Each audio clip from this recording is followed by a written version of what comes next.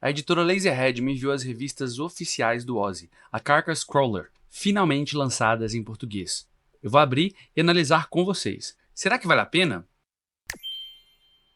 Vamos tirar elas aqui então do pacote. E aqui veio as primeiras duas edições da revista, beleza?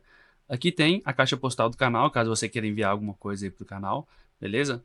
E aqui nós temos as duas primeiras edições dessa revista, a Carcass Crawler, que para quem não sabe, é uma revista oficial do pessoal do Old School Essentials, tá? Então vamos tirar aqui. E tá vindo pela primeira vez em português aqui pro Brasil. Então temos a primeira edição aqui, com essa mulher aqui desenhada, tipo arcanista, e a segunda edição é com essa espécie de gigante. E a ideia aqui é você ter uma revista para expandir com coisas feitas pela comunidade e também pelos próprios criadores, numa pegada muito semelhante a Dragon Magazine, que é uma revista que criava coisas e expandia para o D&D antigo. Então aqui você vai poder encontrar novas raças, novas opções expandidas de regras. Eu vou mostrar tudo para vocês dessas duas edições aqui, beleza? Além de contar também algumas curiosidades sobre a revista, né, e também sobre o Old School Essentials, as regras aqui de modo geral. Você pode ver que o livro já é bem completão, mas você tem a revista aqui que expande isso. E uma curiosidade que muita gente às vezes se pergunta é o motivo da revista se chamar Carcass Crawler. O que é isso? O Carcass Crawler é uma criatura clássica do ambiente de masmorras. E a revista, ela segue muito a linha, ela foi inspirada aí na Dragon Magazine, que usava uma criatura clássica, o dragão. Então vem essa inspiração aí de usar uma criatura clássica das masmorras que lembra o Old School. E vejam só a curiosidade, aqui no livro do Ozzy a gente vai ter essa criatura também, eu já deixei separado aqui. E o Carcass Crawler, em português, foi traduzido como Verme da Carcaça. Ele é uma criatura de DV3 e ele tem a habilidade da paralisia. Então ele acerta com o tentáculo, causando a paralisia por 2d4 turnos. Cada turno é 10 minutos, lembra disso, tá? Não é rodada. As vítimas paralisadas, elas são devoradas se o verme for deixado em paz. Então se ninguém mexer com ele, ele come as vítimas. Ele também pode andar nos tetos e na parede, cara. Isso faz dele uma criatura muito perigosa e muito clássica de masmorras aí. E daí que vem o nome da Zine, como essa referência aí, só curiosidade aí, pra quem tinha essa dúvida. E vamos ver o que é que tem aqui nessa primeira revista. E aí depois eu mostro o que é que tem na outra, beleza? Então nessa primeira aqui a gente vai ter 6 novas classes de personagens, né? O Acólito, o Cineticista, o Gargantua, o Goblin, o Hefestiano e o Mago. Vai ter também novas 3 raças, o Gargantua, que é tipo um gigante, o Goblin e o Hefestiano. Além de armas de fogo, né, com pólvora, então regras modernas aí para armas mais modernistas, né, então pistolas e tal. Além de perícias do ladrão, usando o D6, que é algo que é muito utilizado mesmo, e outras regras opcionais, instruções para o mestre. Na capa aqui a gente vai ter essa arcanista, né, usando a vela aí, uma espécie de magia, representando um pouco do que é que tem no livro, uma arte linda. E na outra capa a gente vai ter esse Golias aqui, uma espécie de gigante feito de pedra com a aventureira fugindo com um tomo mágico. Nessa segunda edição a gente vai ter aqui o Elfo Fásico e o Elfo Silvestre, tanto quanto classes, mas também como raças. Vamos ter também tabelas para cidades, então regras para instruções de serviços e esse tipo de coisa. Uma mini masmorra também do culto da serpente que você pode usar como aventura, né? E além de armas de energia, armas bem mais futuristas e tal, além de outras regras de modo geral e instruções para o mestre que eu já vou mostrar, beleza? Então vamos lá, vamos tirar esse plástico desse primeira edição aqui para a gente ver. Temos aqui então a nossa aventura. A capa dela é uma espécie de cartão, dá para ver aqui, tá? Um cartão mais grosso. A capa é fosca, mas aqui a gente tem essa reserva em verniz, né? Meio que brilhosa aqui, também na logo e nos escritos aqui também, tá? A mesma coisa a gente vai ver na parte de trás, tá? Com essa reserva e a capa fosca. E na parte de dentro a gente vai ter um papel que é um papel um pouquinho mais grosso, né? Eu não entendo muito de papel, mas parece uma gramatura maior. E o papel é colorido, só nesses cabeçalhos aqui, mas a gente vai ter ele preto e em branco na diagramação do Ozzy padrão, e que é essa cor verde, né? Então a diagramação do Ozzy por si só já é uma coisa linda, né? Então aqui a gente tem os créditos da versão em inglês e da versão em português, e aqui, né, uma introdução do livro, ou tabela de conteúdos, né, o bem-vindo e bem-vinda, interessante. E uma explicação também da compatibilidade, porque você pode usar essas regras aqui para jogar aventuras do D&D BX, que é a base do Old School Essentials, né? Já nessa outra parte aqui a gente vai ter a descrição de cada uma das classes novas que vem nesse livro aqui. Você vai ter, por exemplo, o Acólito, o Cineticista, né, que é uma espécie de guerreiro aí, que usa também é quase um monge, vamos falar assim, né? Ele usa poderes mentais. Quem jogou Dark Sun aí vai saber. Você vai ter também o Gargantua, que é uma espécie de Goliath da quinta edição, para quem tá acostumado. A gente vai ter também o Goblin, que é um Goblin diferente do que quem tá acostumado aí com edições mais modernas do D&D.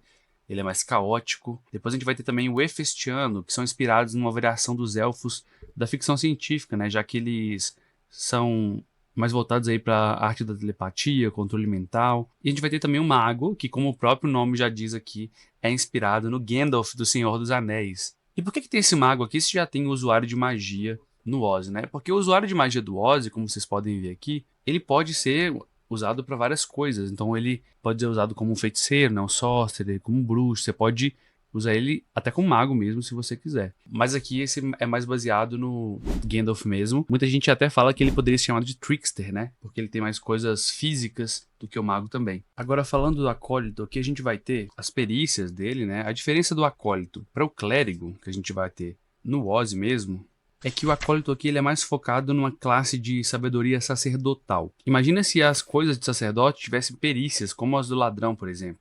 Então esse é o Acólito. Daí eles usam aqui uma perícia de porcentagem, como a do ladrão padrão do Ozzy. Depois a gente vai ter o cineticista, que são guerreiros aí sem armaduras, muito parecidos com monges. Então se você quiser jogar com um monge dentro do Ozzy, você pode usar o cineticista. Tem poderes mentais, psionicos, né? Quem jogou Dark Sun aí vai se identificar. E aí os diferentes tipos de habilidades aí do cineticista. Depois a gente vai ter o Gargantua, que é uma espécie de Goliath, como eu falei, né? O Golias da quinta edição. Ele vai ter mais habilidades aí para abrir portas, por exemplo. Ele vai ser mais forte. A gente tem muitas classes pequenas, né? E essa aqui é uma diferença, uma classe mais gigante, né? A arte é linda. Depois os Goblins, que são criaturas muito mais caóticas do que a gente está acostumado. Eles vão ter afinidades com lobos, vão ter infravisão, vão ter habilidades para detectar truques em construções, assim como os anões, já que eles são criaturas mais subterrâneas aqui. Depois a gente vai ter o Hefestiano também, que é uma classe inspirada no elfo. Então são elfos mais com poderes mentais, mais psionicos aí. Eles são extremamente racionais. Para quem já assistiu Star Trek aí vai se identificar com um certo personagem. E depois o mago, como eu disse, que foi claramente baseado aqui no Gandalf. Então você vai ter o mago que usa armadura, que usa espada, que consegue curar também. Ele vai ter habilidades de perícias, assim como o ladrão. Então abrir e fechar portas, detectar magias, etc. Muito interessante esse mago aqui. E depois você vai ter opções dessas raças, né, do Gargantua, do Goblin, do Hefestiano como raça. E no Ozzy avançado, você tem essa separação entre raça e classe. E no Ozzy comum, né, o básico, a raça e classe é uma coisa só. Então o mago teria que ser sempre humano. Enquanto aqui você pode, por exemplo, ter um Gargantua, usuário de magia, né? Então você tem essas variações aqui para quem joga o Ozzy avançado.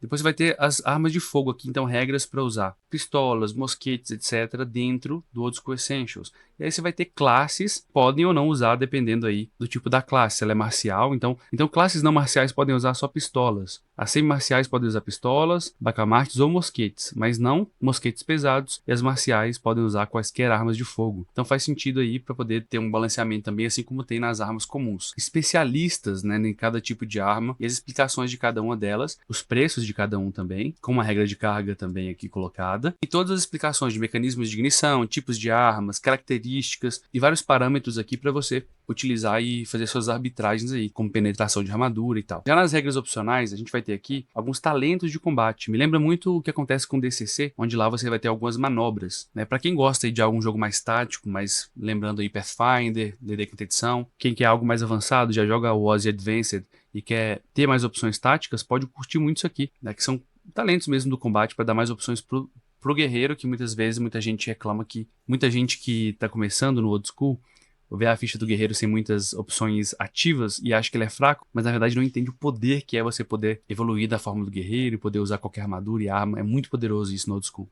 Depois você vai ter as perícias do ladrão com D6, e eu acho que essa é a regra mais famosa dessa edição aqui, né? Porque de forma original, o ladrão usa perícias com porcentagem, né? O D100. E aqui ele usa com D6 de forma a simplificar um pouco mais. Para quem já joga Old Dragon, vai ver muita semelhança aqui nas perícias do ladrão usando D6. E depois vai ter umas dicas, né, para como arbitrar essas perícias ali. Então é muito interessante você ter isso aqui para o mestre saber como usar, porque historicamente o ladrão sempre foi uma classe que deu muito problema no sentido de que parecia muito forte, né, fazia muita coisa diferente, tinha perícias que eram um sistema diferente do que o pessoal estava acostumado e tal. Então aqui você ter parâmetros para poder conseguir arbitrar melhor ajuda bastante. Então agora a gente vai para a segunda edição aqui e vamos tirar ela do plástico usando a nossa magia.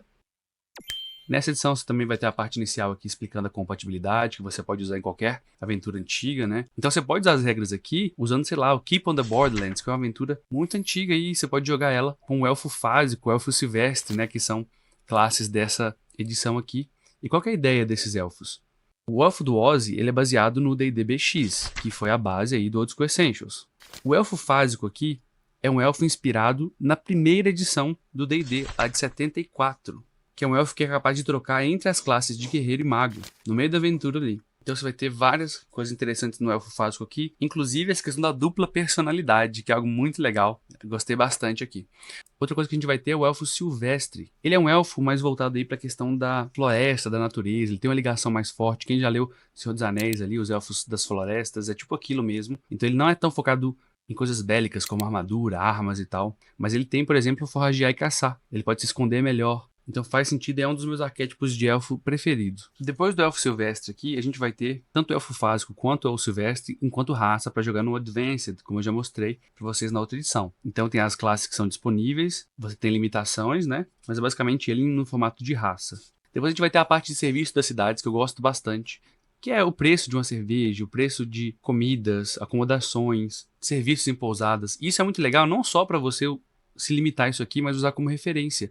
Então, se uma cerveja de 500 ml custa 5 peças de prata, quanto que custaria uma bebida mais rara? Você pode usar isso para fazer suas próprias tabelas. Isso aqui é muito interessante. Aqui você vai ter também regras para cambistas, comerciantes, guardas, sentinelas. E muito legal que você tem uma regra aqui de pechincha. Geralmente a pechincha ela é feita na lábia mesmo. Você conversa no roleplay ali, interpreta. Mas se você quiser acelerar uma pechincha, tem uma regra aqui que com porcentagem, se você rola os 2d6 ali, e pode conseguir uma porcentagem de desconto. É muito interessante isso aqui se você quiser acelerar.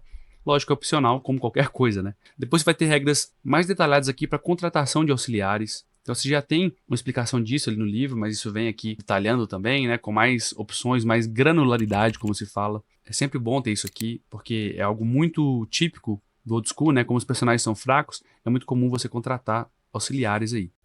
Pô, isso vale a sua inscrição, né? Confere aí se você está inscrito. Muita gente assiste o canal, não está inscrito. Ataque de oportunidade. Vamos lá. E depois você vai ter uma tabela de equipamentos rápidos. Essa é a minha parte preferida dessa edição, porque geralmente quando você faz um personagem em old school é rápido fazer, mas o que gasta mais tempo é fazer a compra de itens. E aqui você já tem os equipamentos por classe. Então você rola ali os dados rapidinho, pega o ouro, armadura, arma. Então se você precisar fazer um personagem ali no meio da aventura rapidinho, você faz. É muito legal isso. É a minha parte predileta desse livro aqui, dessa edição aqui da revista. Depois você vai ter uma aventura, né? Então você vai ter os monstros, as criaturas aqui típicas, né? As artes são maravilhosas. E você vai ter aqui então dá uma olhada aí, lindo, né? E depois você vai ter aqui o mapa no estilo clássico do Ozzy, maravilhoso. Não vou dar tanto zoom assim para não dar spoiler aqui para quem for jogar, mas você tem aqui um spread, né? Essas duas folhas, uma aventura inteira para você jogar de nível 3 a 5. Depois você vai ter armas de energia, então são armas mais futuristas para o cenário aí que você pode colocar, talvez na região do mundo do seu cenário. Lâminas de energia, disparadores de energia em projéteis. Isso aqui fica muito fácil de você adaptar e jogar em outros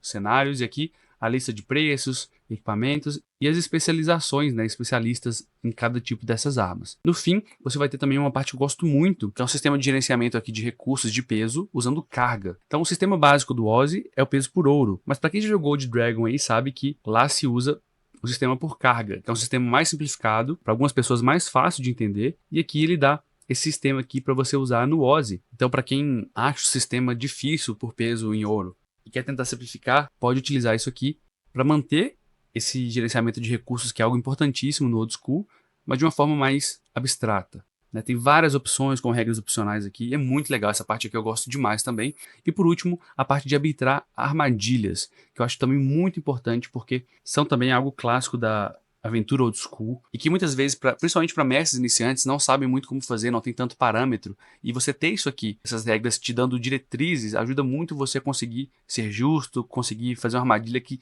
seja interessante, seja legal. E ele trata de um negócio que, ao meu ver aqui, é muito importante, que é a verossimilhança.